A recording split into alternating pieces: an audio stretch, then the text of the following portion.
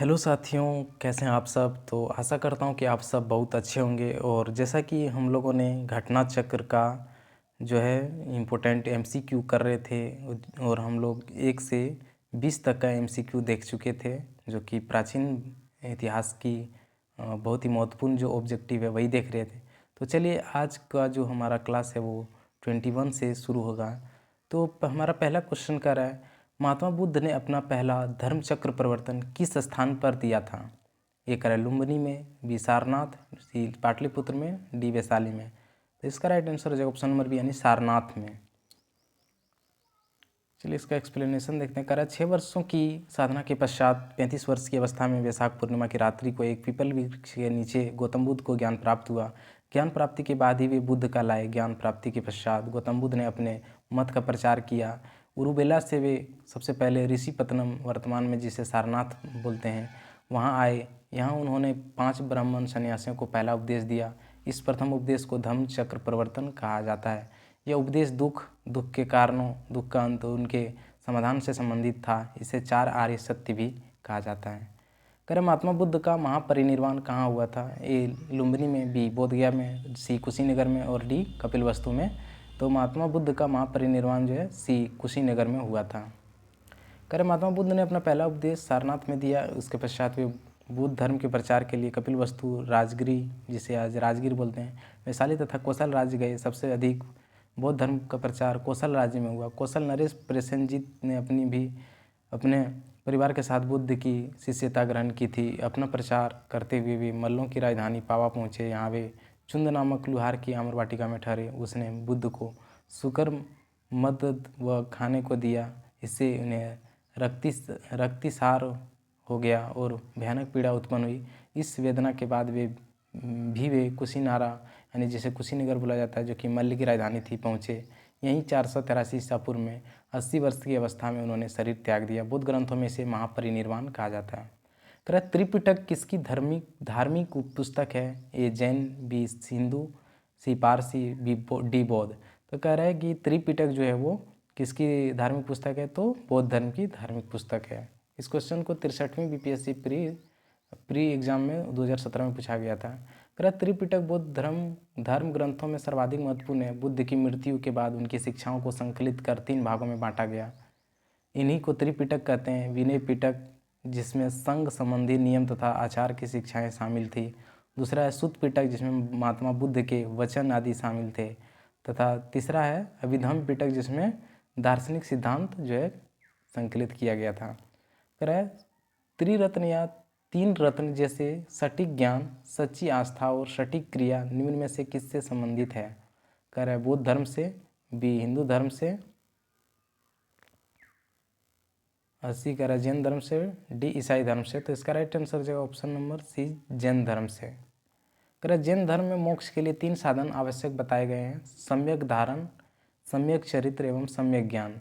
इन तीनों को जैन धर्म में त्रिरत्न की संज्ञा दी गई है।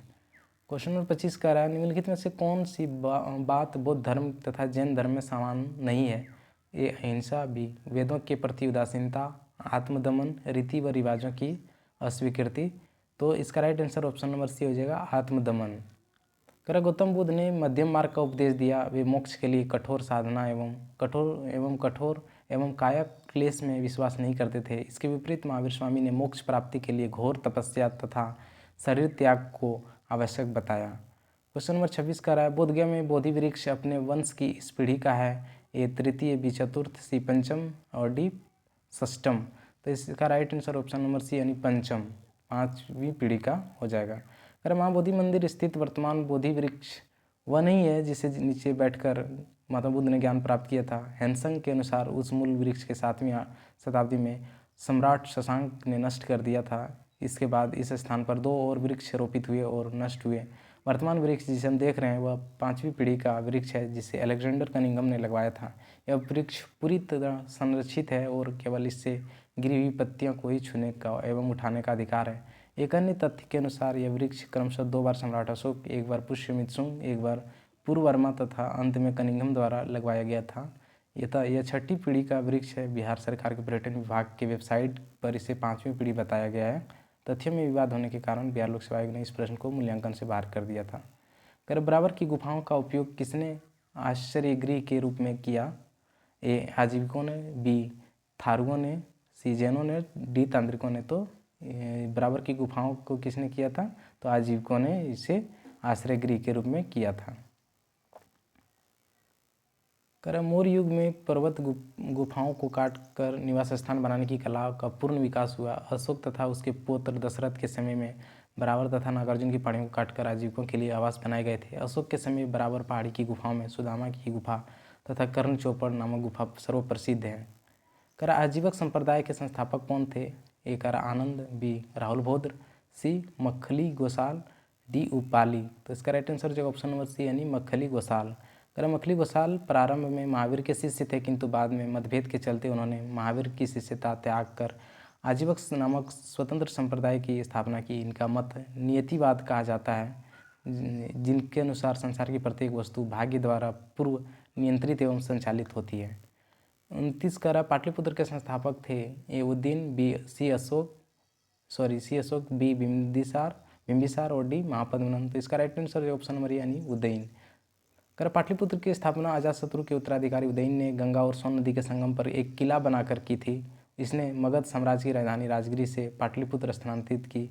यह नगर शिशुनाग वंश, नंद वंश और मौर्य वंश की भी राजधानी रही। किस शासक द्वारा सर्वप्रथम पाटलिपुत्र का राजधानी के रूप में चयन किया गया?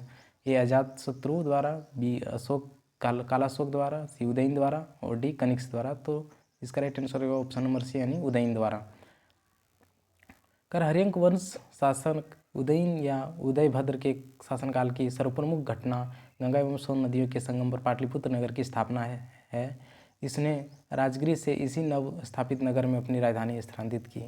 निम्नलिखित में किस राजा ने पाटलिपुत्र बसाया था? ये क्वेश्चन बार बार रिपीट हो रहा है क्योंकि ये बहुत ही इंपॉर्टेंट था, इसे बार बार एग्जाम में भी पूछा गया है।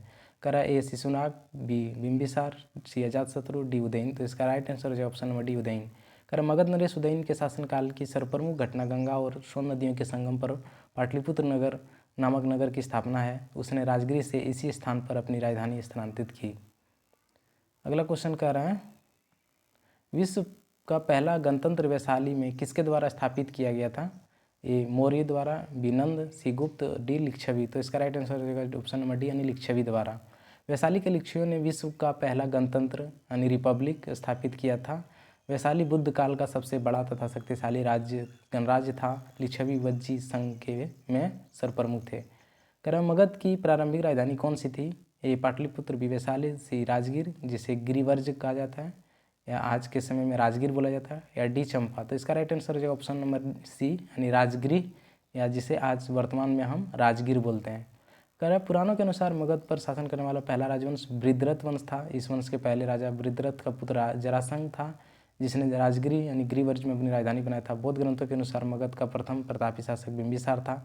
यह हर्यंक वंश के साथ संबंधित था। इसकी मृत्यु 492 ईसा पूर्व में हुई थी। इसके पश्चात अजातशत्रु मगध का शासक हुआ। अजातशत्रु के पुत्र उदयन ने अपनी राजधानी राजगिरी से पाटलिपुत्र स्थानांतरित किया। अजातशत्रु के वंश का नाम क्या था? ए मौर्य, बी हर्यंक, सी नंद और डी गुप्त। तो इसका राइट आंसर होगा ऑप्शन नंबर बी यानी हर्यंक वंश। अजातशत्रु के वंश का नाम क्या था? हर्यंक वंश, और इसे पितृहंता वंश भी कहा जाता है। मगध का शासक अजातशत्रु जो 492 से 460 ईसा पूर्व तक रहे, अपने पिता एवं हर्यंक वंश के संस्थापक बिंबिसार की हत्या कर राजगद्दी पर बैठा था। इसकी हत्या भी इसके पुत्र उदयन यानी कौशाम्बी के वत्स राजा उदयन से भिन्न ने कर दी थी। सेंडोकोटस से चंद्रगुप्त मौर्य की पहचान किसने की थी? A William Jones, B V Smith, C R K Mukherjee, D R Bhandarkar. तो इसका right answer option number A हो जाएगा विलियम जोन्स ने। विलियम जोन्स पहले विद्वान थे जिन्होंने सेंडोकोटस की पहचान मौर्य शासक चंद्रगुप्त मौर्य से की। एरियन एवं तथा प्लूटार्क ने चंद्रगुप्त मौर्य को एंड्रोकोटस के रूप में वर्णित किया है, जबकि जस्टिन ने सेंड्रोकोटस, चंद्रगुप्त मौर्य और सिकंदर महान की भेंट का उल्लेख किया है। क्वेश्चन नंबर 36 कह रहा है, ब्राह्मी लिपि को सर्वप्रथम किसने पढ़ा? ए कनिंघम, बी ए एच दानी, सी व्यूलर और डी जेम्स प्रिंसेस। तो इसका ब्राह्मी लिपि को सर्वप्रथम जो है जेम्स प्रिंसेप ने पढ़ा था। सर्वप्रथम 1837 ईस्वी में जेम्स प्रिंसेप नामक अंग्रेज विद्वान ने अशोक के लेखों ब्राह्मी लिपि का उद्वाचन किया, किंतु उन्होंने लेखों के देवानपीय की पहचान सिंहल के राजा तिस्स से कर डाली। कालांतर में यह तथ्य प्रकाश में आया कि सिंहली अनुश्रुतियों दीपवंश तथा महावंश में यह उपाधि अशोक के लिए प्रयुक्त की गई है। अंततः वर्ष 1915 में मास्की ने कर्नाटक से प्राप्त लेख में अशोक का नाम भी पढ़ लिया गया। क्वेश्चन नंबर 37 का मेगास्थनीज की पुस्तक का नाम क्या है? ए अर्थशास्त्र, बी ऋग्वेद, सी पुराण और डी इंडिका।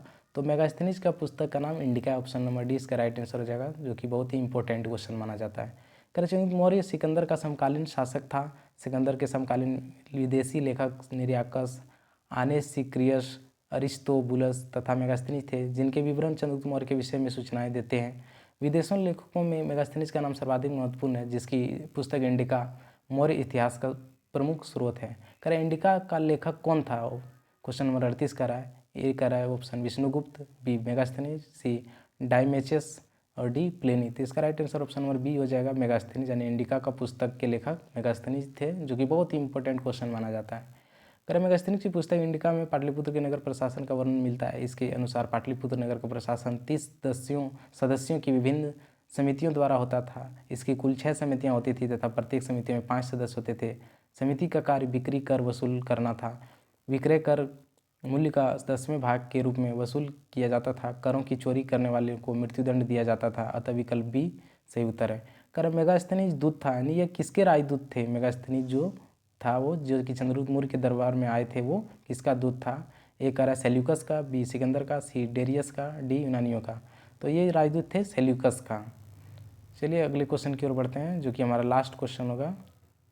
इसका एक्सप्लेनेशन को देखें तो कह रहा था मेगास्थनीज सेल्यूकस निकेटर द्वारा चंद्रगुप्त मौर्य के राज्यसभा में भेजा गया ये यूनानी राजदूत था। इसके पूर्व अराकोसिया के क्षत्रप के राज दरबार में सेल्यूकस का राजदूत रह चुका था। मेगास्थनीज के ने काफ़ी समय तक मौर्य दरबार में निवास किया।